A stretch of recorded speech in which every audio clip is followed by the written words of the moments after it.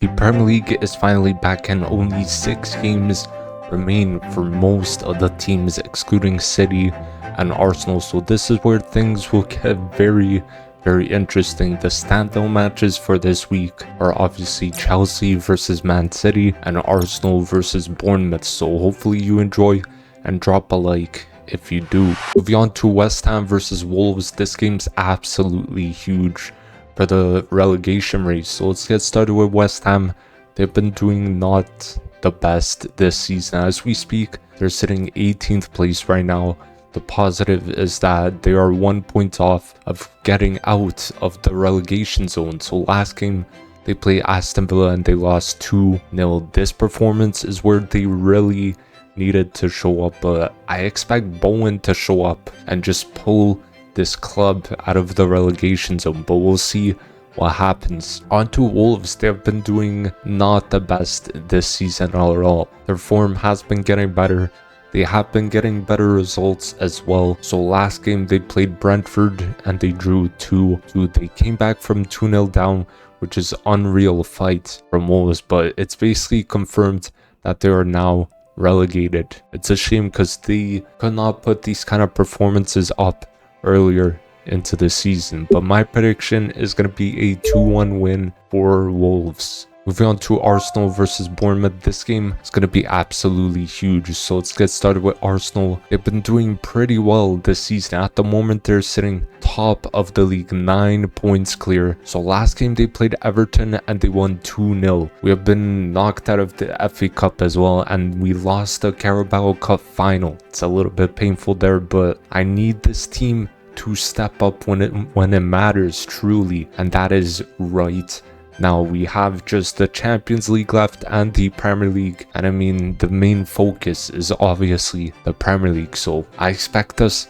to at least win all of our games, maybe lose one. But apart from that, we can't afford to slip up. But on to Bournemouth, they have been doing pretty decent, I would say, climbing up the Premier League table slowly. Bournemouth have been in some good form recently. Last game they played Manchester United and they drew 2-2. I mean, a talent that just looks unbelievable is Eli Jr. Krupi. That man is incredible, just with the ball at his feet. I wouldn't say he looks like a Henry, but he kind of reminds me a little bit of him. But this game is Bournemouth away, so this could give Arsenal some problems as well. But my prediction is going to be a 2-1 win for Arsenal. Moving on to Brentford versus Everton, this game has potential to be quite good. So let's get started with Brentford. They've been doing quite good this season. They're very underrated, I would say, this year. Very good contenders for a European spot. That would be absolutely incredible for them if they manage to get it. I know it actually probably be historic. The last time they played Leeds and they drew 0-0. It was more of a dull game, for being honest. Both teams had chances, they just could not take them. Now on to Everton. They've been doing quite good this season. Another solid team that's been performing pretty well. I would say they're another underrated team, but currently they're sitting in 8th place and they could push for Europe. Definitely. Like last game they played Chelsea and they won 3-0. It was totally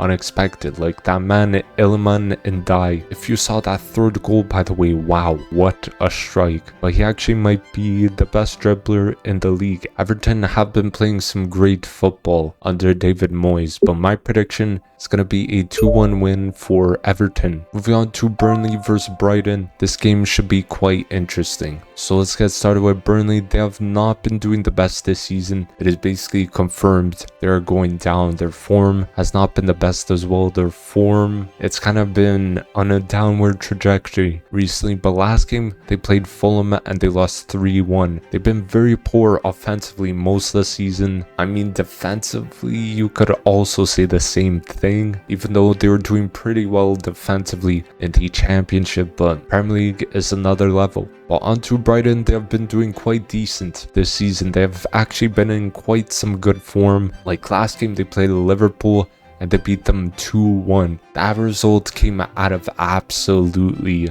nowhere. It was a massive, massive surprise, but Brighton did deserve it. At the end of the day, Welbeck ended up scoring a brace. That man is still scoring goals for whatever club he is at, but they are making a push for European football, and it's pretty tight in between those spots. But my prediction is going to be a 3-1 win for Brighton. Moving on to Liverpool versus Fulham. This game should be quite the good one. So let's get started with Liverpool. They've been doing quite decent this season. Currently, they're sitting 5th place, which is alright. Their form has been not the best recently though. Like last game they played Brighton and they lost 2-1, as I mentioned before, which is a big miss. But I say that because they could have gone into the top 4, I believe, but unfortunately a lot of fans are blaming it on Arne Slot and his tactics, which they are right, I'm not gonna lie. But on to Fulham, they've been doing quite well. They're quite a decent team. I feel like nearly every single year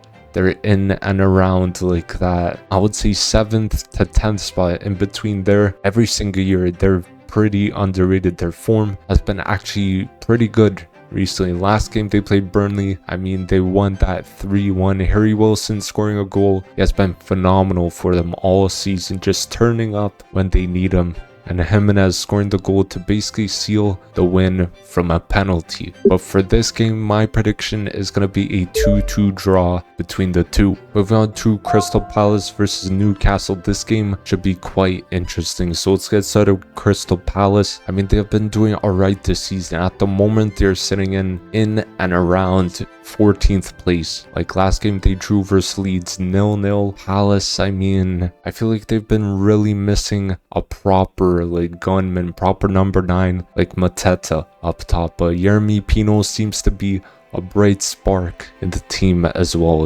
Whenever he plays, just seems quite dangerous on the wing or wherever he plays. But on to Newcastle, they've been doing quite alright this season, sitting in 12th place, which isn't exactly ideal for them, as they were knocked out of the Champions League in the round of 16, so they might not be getting European football next season, which, I mean, it's not good for them. But last game they played Sunderland and they lost 2-1.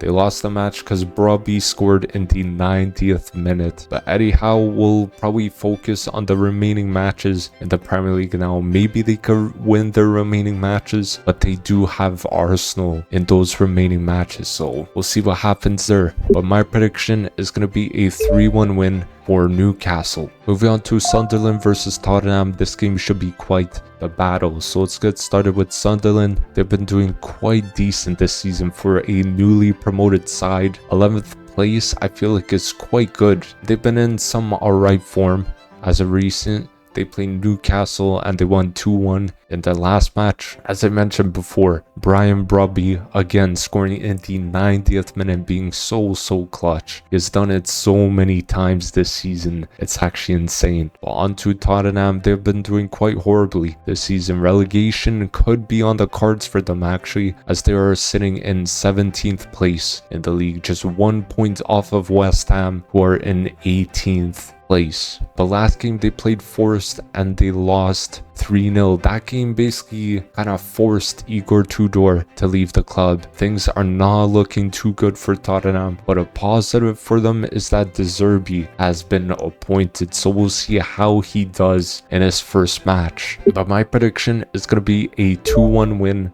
for Sunderland. Moving on to Nottingham Forest versus Aston Villa. This game could be quite the decent one. So let's get started with Nottingham Forest. They have not been doing the best this season. The positive is they are 3 points clear of the relegation zone and they're doing pretty well under Vitor Pereira. Like last game they played Tottenham and they won 3-0, and I would say they were the better side in that match. They were more clinical with Gibbs White scoring. He's been quite solid for them. Iwani scoring as well, but their opponents, Aston Villa, they've been doing quite alright as well. In terms of form, it's been a little bit on and off for them. Like last game they played West Ham and they won 2-0. It was a very dominant performance from them, I would say, but Ollie Watkins got on the score sheet. I feel like he's been kind of poor in terms of scoring this season, but once again he's kind of getting up there in age. But McGinn scoring again, that guy is a incredible player for Aston Villa, but this team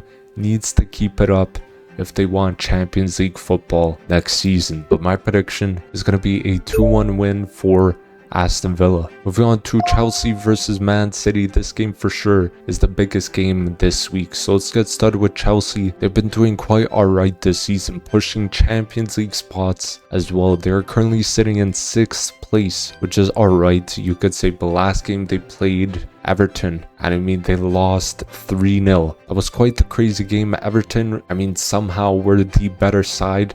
I did not expect that, but I mean, Everton really played a good game. That was quite the crazy game. But yeah, this game versus Man City will be a huge test for Rose Senior, definitely, and they will have Enzo Fernandez out due to the situation of him talking about moving potentially to Madrid. While onto Man City, they're doing pretty decent this season. Recently, their form has been on the upwards trajectory, sitting 9 points behind Arsenal with a game in hand as well. So last game, they played West Ham and they drew 1-1, which isn't exactly the result they wanted in a title race, but they are just in the Premier League and the FA Cup now. So they will focus very hard on these two competitions, and I gotta see two incredible players have been just turning up in recent weeks, and that is Cherokee and Semenyo. They've been doing great in the attack. That's something I gotta admit. But my prediction is gonna be a 3-1 win for Man City. Moving on to the last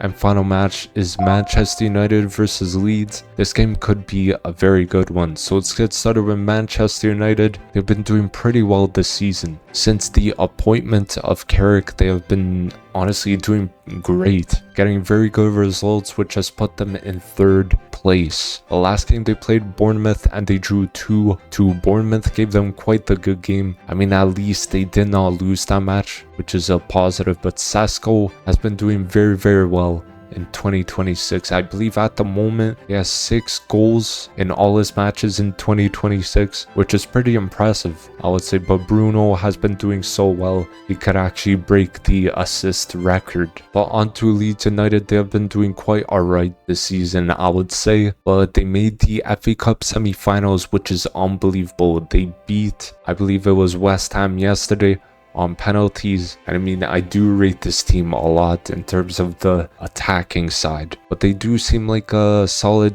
team defensively when they do need to be. But once again, speaking about their last game in the Premier League, they drew 0-0 versus Brentford, which I would say it was quite the dull game, but both teams had their chances. They just could not put it into the net. But yeah, they're gonna need to fight versus United, because United have been pretty good, as I said before. One player that really stands out for me at Leeds is Ayo Tanaka. That guy is a absolute baller. Whenever I watch him, the way he keeps the ball away from the opposing players is incredible. The way he dribbles, it's incredible. Just a complete midfielder. He could also score, he could pass, tackle. I mean, his dribbling is very good as well. So Leeds have got a absolutely incredible player right there. But my prediction is going to be a 2-1 win for Manchester United. So thank you guys for watching. Hopefully you did enjoy the video. Don't forget to drop a like, comment down below